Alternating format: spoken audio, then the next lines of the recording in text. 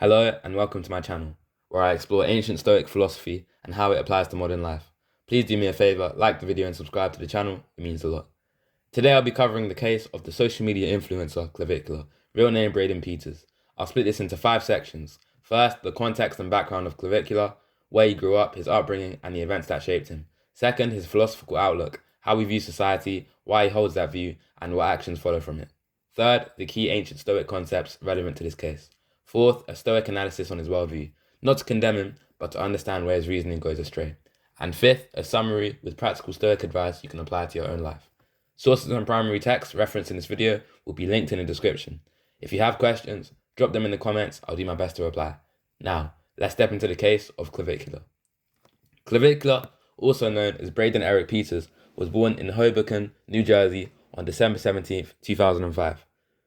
Like many young men, he felt that the school system failed to prepare him for real life, particularly around self-confidence, identity, and social dynamics. That sense of being lost led him toward an online subculture known as looks maxing, a community built around optimizing physical appearance using both natural and artificial methods, primarily to attract women. At age 14, dissatisfied with how he looked, Braden began ordering testosterone online without any medical supervision. He continued this despite his parents intervening. After repeatedly hiding his testosterone use, his parents eventually sent him to live with his grandmother. He stayed in school, made it to university in the fall of 2024, and was expelled within weeks, again for possessing testosterone without prescription. The punishment wasn't about self-improvement being wrong. It was about the serious health risks of unsupervised hormone use and the violation of institutional rules.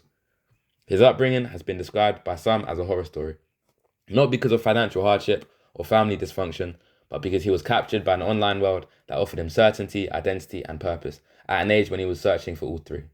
His family, from what research didn't lack love or resources. They lacked the ability to redirect a young man who had already found his community online, however destructive that community turned out to be. Clavicular eventually began live streaming and posting consistently. By his own account, he wanted to help others navigate society the way he wished someone had helped him. A Stoic would note without condemnation that the desire for external validation, the recognition he felt he was denied growing up, also appears to be a driving force. Over time, his content gained traction, and he is now considered a prominent figure in the looks-maxing subculture. His popularity partly fueled by the controversy surrounding his methods. Section 2. Clavicular's philosophical outlook. For the purposes of this analysis, I'll refer to Clavicular's worldview as externalism, and I'll explain why that name fits shortly. At its core, externalism holds that human worth and social value are determined almost entirely by outward physical attributes, looks, frame, symmetry, and physical dominance. Internal qualities, character, intellect, personality are treated as secondary at best, and in his more extreme formulations as outright distractions, what he calls gesture maxing. This lens reads society not as a space where character and ideas matter, but as a genetic hierarchy governed by appearance. Sexual success, social power, professional standing, all of it is seen as flowing primarily from how you look. Those who fail to optimize their externals are, in this view, condemned to irrelevance. Clavicular arrived here through his adolescent struggles, emerging in communities that reinforce these ideas, and what he interprets as observable evidence from human behavior. The world, in his reading, rewards look consistently and ruthlessly. Externalism is his conclusion about what that means you should do.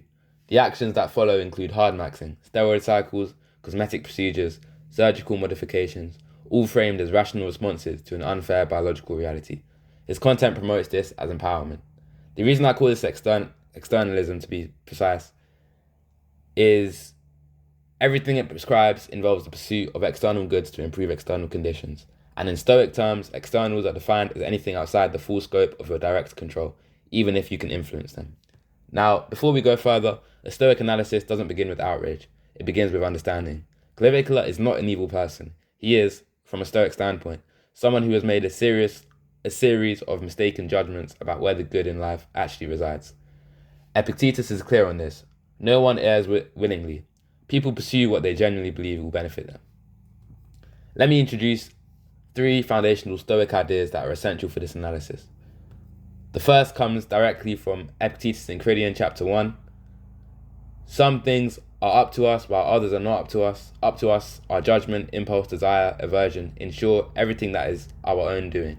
Not up to us are our body, poverty, reputation, office, in short, everything that is not in our doing. This is called the dichotomy of control. For the Stoics, the only genuine goods are those fully within your power: your character, your choices, your reasoned judgments. Everything else, health, wealth, appearance, reputation, falls into a category the Stoics called indifference. They are not good or bad in themselves. Among indifference, however, some are preferred, things like health or physical fitness, and some are dispreferred. A Stoic can pursue preferred indifference. The critical point is that they never mistake them for the source of happiness. True flourishing, eudaimonia, comes only from virtue, excellence of character expressed through reasoned choices. The four virtues. This is where virtue actually gets content. The Stoics identified four cardinal virtues that together constitute the good life: practical wisdom, knowing what is generally good and acting accordingly; courage, facing difficulty without being controlled by fear; justice, acting rightly toward others; and temperance, self-regulation, not being ruled by appetites or impulses. Crucially, for the Stoics, these four are not separate achievements you can acquire independently. They are different expressions of a single, unified excellence of character. You cannot truly possess one without the others. Genuine courage without practical wisdom is recklessness, and justice without temperance collapses under impulse. Virtue for the Stoics is one thing expressed in four directions. These are not ideals to admire from a distance. They are active dispositions expressed in every choice you make. This matters directly for the clavicular analysis, as we'll see. The third concept is sympatheia, the Stoic understanding of cosmic interconnection. The Stoics held that the universe is a single, integrated, living organism structured by a rational principle called logos. All parts are mutually independent. What affects one part reverberates through the whole. This isn't a mystical claim about physically damaging the cosmos when you inject a substance. It is the philosophical foundation for the Stoic commitment to justice and I'm not even going to try to pronounce that. The recognition that we are all members of one human community and our actions, including the influence we have on others, carry real ethical weight. To encourage another rational being to harm themselves or adopt false beliefs about the good life is, for the Stoics, a failure of our duty to that shared community. The Stoic view on Clavicular's worldview. Section 4. Clavicular's most fundamental error from a Stoic standpoint is not that he wants to improve himself physically. The Stoics wouldn't condemn that. The error is that he has made his happiness entirely dependent on things outside his complete control, and has done so while believing this is the rational response to reality. Physical appearance changes. It changes with age, illness, accident, and time. If your sense of worth is built on that foundation, your worth is structurally unstable. Epictetus is direct. Attach your happiness to things outside your control, and you will live in a permanent state of anxiety, fear, and eventual disappointment. Not as a moral punishment, as a logical consequence. Looking at this through the four virtues makes it even clearer. Clavicular's hard-maxing regimen, steroid cycles, surgical modifications, extreme physical alteration, is a direct failure of temperance. He is being ruled by appetite and a desire for a particular external outcome, not by reasoned self-regulation. And without practical wisdom, he cannot correctly identify what is genuinely good, which is the root error that makes all the others possible. Because the virtues are unified, the absence of practical wisdom doesn't leave the others intact. It undermines them entirely. The pursuit of preferred indifference is not wrong, treating them as the sole good is. On ignorance, not malice. Epictetus writes in the discourses, if a person is ignorant, forgive them and help them, realizing they are in error about what is truly important. Clavicular is not an enemy. He is a young man who absorbed a set of beliefs at an age when he was searching for meaning, and those beliefs have hardened into his worldview. His drive for self-improvement, the desire to become more, to overcome inadequacy, to be seen, is not pathological. It is a distorted expression of aikasis, a concept developed by the earlier Stoic philosopher Heracles, referring to our natural impulse towards self-preservation, self-belonging, and a desire to flourish. His error is not in wanting to flourish, it is in how he has defined what flourishing means. When Clavicular promotes this lifestyle to a large, young, and often vulnerable audience, the Stoic concern isn't abstract. It is grounded in justice and cosmopolitan duty. He is likely, without intending to, steering others toward the same mistaken identification of externals as goods. He is multiplying the error. Seneca warns in On the Happy Life that those who pursue externals as if they were true goods will never find rest. Their desires expand faster than they can be satisfied. Clavicular's audience, often young men already feeling inadequate and lost, is at genuine risk of being drawn into that cycle. If a Stoic were to sit down with Clavicular and speak to him directly, not from a place of superiority, but from a genuine concern, this is what they might say. You are not wrong to want to be better. The desire to be seen, respected, and to overcome your own limitations. That is deeply human, and the Stoics would not ask you to abandon it.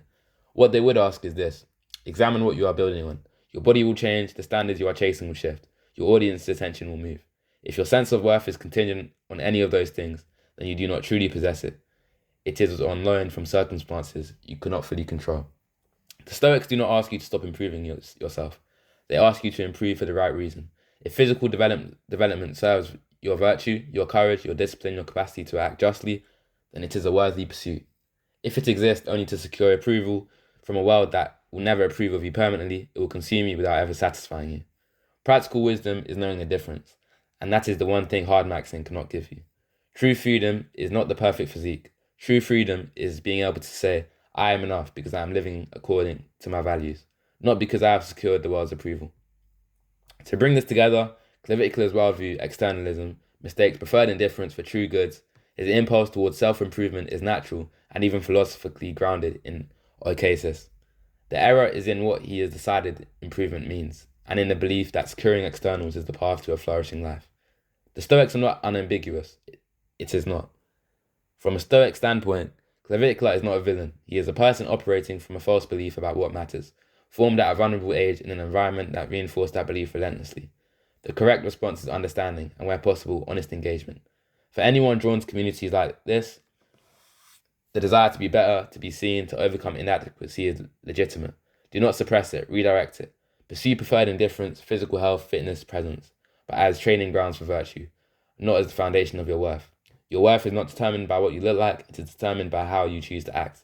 And if you struggle with feelings of inadequacy, recognize that you will not resolve them by winning the world's approval. You will resolve them by becoming someone whose worth does not require the world's approval at all. This is what the Stoics mean by freedom, and it is available to you regardless of your genetics, your jawline, or your physique. This video is not an attack on Clavicular. I genuinely hope he finds a foundation for self-worth that circumstances cannot take from him. This has been an exercise in applying ancient Stoic philosophy to a contemporary case, not to condemn, but to think clearly about what a life well lived actually requires. If this was useful, share it with someone who might need it. Subscribe if you want to go deeper into Stoic philosophy. Upcoming videos will cover the 3 disciplines of Epictetus, the Stoic view on emotion, and more. Thank you for watching. I'll see you in the next one.